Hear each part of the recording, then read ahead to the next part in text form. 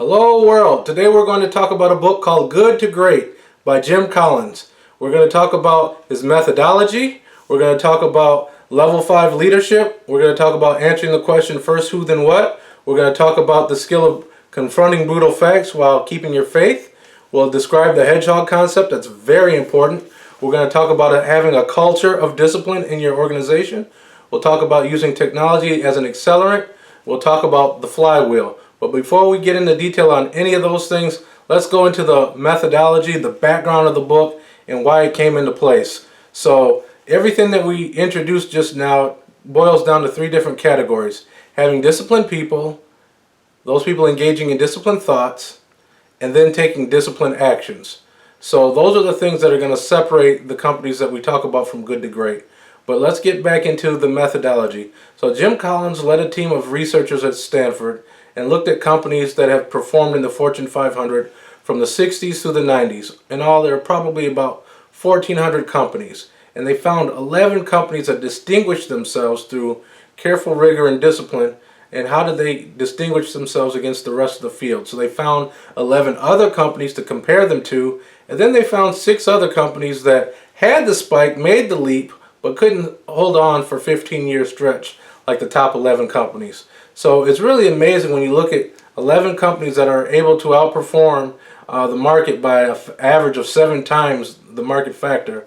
So they've had outstanding performances. So Jim Collins wanted to go inside and really look at what made those companies different and try to put some science behind it. So let's talk about one of the first things they say in the book. The mindset is good is the enemy of great. And that's a very powerful sentence, and it starts off that way, which means you can be good at what you're doing, but if you're stuck with the methodologies, the tools, the techniques that made you good, you may not make that leap to great because you're not committed to going great, and you're going to stay with some things that may not go through the pain that it takes. So that talks about timeless principles, and the very first thing that they notice with these is they have leaders that are called level 5 leaders. So level 5 leadership is something that's very rare. Most people don't have that in their organizations, and let's talk about what level 5 means versus other things. So first, you've got level 1. You get to your job, you're a capable individual, you know what to do, and you know how to do it. Now you've gotten to the point where you can handle your own business. Now you're a contributing team member. You can work in the context of a team and understand what's best for your team and how your team may interact with other teams to get more powerful performance. Now you've done those things, you become a competent manager. That's a level 3. You understand how to lead, not just to be in the team, but how to lead that team, understand the components of the team, and really make the team get as much out of it. But you're at the front of that movement. The next is called level 4 leadership, which is an effective leader. They know how to cast the vision, and they know how to have some discipline in their organization and get people to do things and will them. But a level 5 leader is somebody who has the will, but not just to will you individually, but has the will to impact the culture, but they have a humility about them. You may hear about many famous CEOs who have a big personality, they command the headlines, but these leaders that led these top 11 companies had a leader that maybe stayed in the background but was very strong and very determined about that. So that was the first step of having disciplined people. Now once you've got the level 5 leader, that person's going to have to decide first who, then what we're going to do. So many times we talk about it in business, we say we've got a new program and then we're going to bring in people to do it. But we're trying to talk about getting the very best people in place. So it's the bus analogy.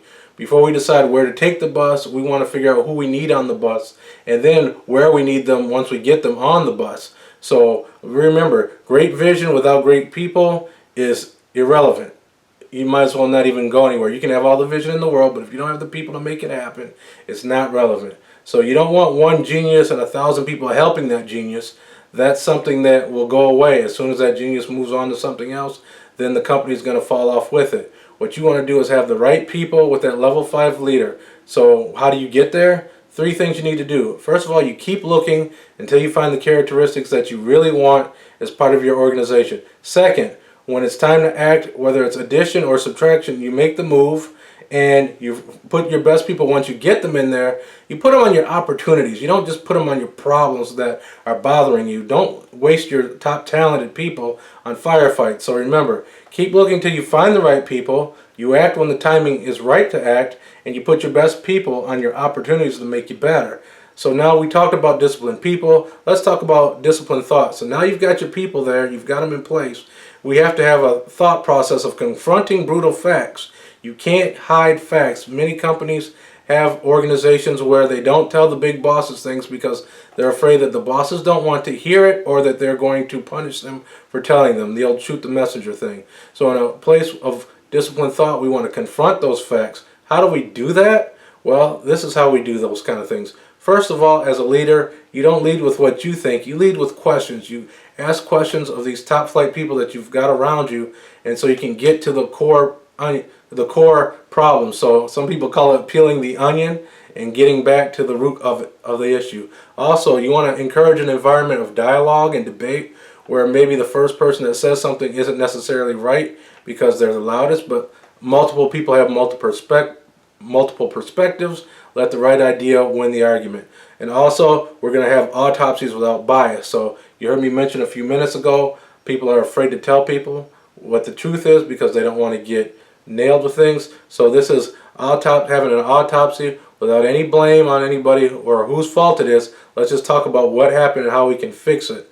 And also, we want to have our red flag mechanisms in place. So those of you who are familiar with quality, we want to have those things along the line so we can catch problems before they become major problems. And the main thing throughout all this, even though you're looking at brutal facts, you're not being optimistic. You're having that faith that you're going to prevail through whatever it is that you're going through in the end. The book has a great analogy about Winston Churchill during World War II, and it'll tie a lot of these things that I'm going through very quickly. It'll make a lot more sense for you. So now you've got disciplined thought. Another aspect of disciplined thought is very important here. It's called the hedgehog concept.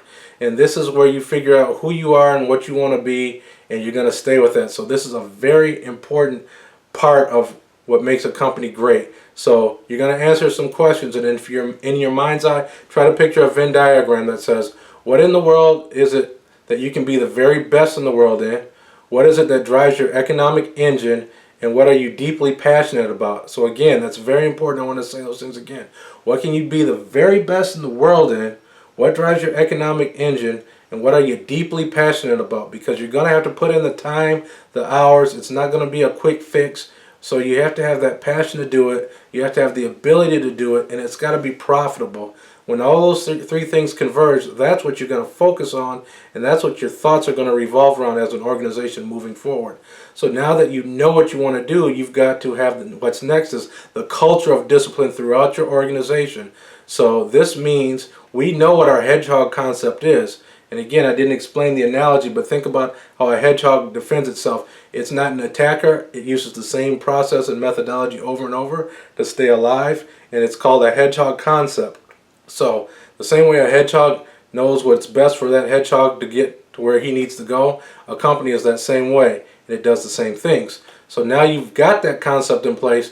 Now you'll talk about having that culture of discipline that says we're not going to have one big disciplinarian that's going to do everything and enforce everything, and we're not going to do things on our own, but people police themselves because you've got the right people on the bus earlier. So you have people that want to be disciplined. And as an organization, you start saying, no thank you. So even if somebody comes by with some can't miss acquisition opportunities or some great deals or opportunistic buys, you don't do those things because you already know the direction you want to go. But it takes a lot of discipline to walk away from certain things that people may say you're crazy about for not doing. You also have to create, instead of a to-do list, a stop doing list. We're not in the business of this anymore. We're in the business of that now, and we're going to move forward. And another thing you want to do is with your budgeting process.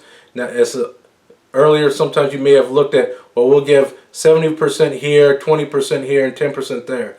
Well, things that aren't really important, we're just not going to fund anymore, and we're not going to waste our time. We're not going to waste time of our people doing some oddball projects that really aren't into what we're trying to accomplish. So that's having the culture of discipline.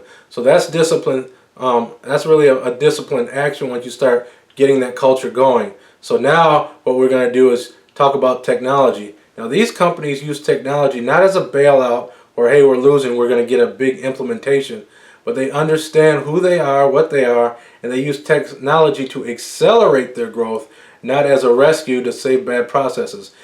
If you have mediocrity, that's a management issue. Technology cannot mask bad management issue. Tech can't change the people that you have. But if you find the right technology that links to your concept of your hedgehog concept, now you can do great things. The book uses an example of the United States military in Vietnam.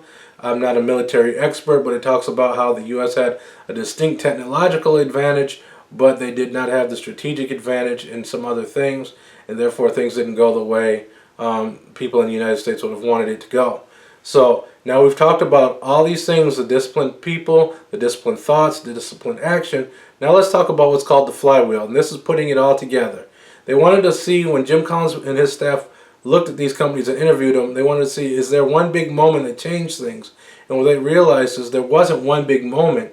It was that these companies kept working and pushing and pushing, and the momentum just built, and actual over time things just got faster and faster and faster. Kind of like what they call in the book the flywheel analogy, the flywheel. So you can either be on a positive trend, which is the flywheel, or on a negative trend, that's the doom loop. You don't want to be on the doom loop, needless to say, where bad actions make for hyper reactions, nobody's supporting it, another quick fix panic, new people in place, new gimmick programs, and nothing gets better. On the flywheel concept, on the other hand, you've got some good ideas. There's not one big moment, but you're building it up. You take a step forward. People see that you're taking a step forward. You get more support. Because you have more support, you take another step forward. People start lining up to be a part of it. And now you've got this great momentum. You don't see it at first because you're pushing and you're pushing and you're pushing.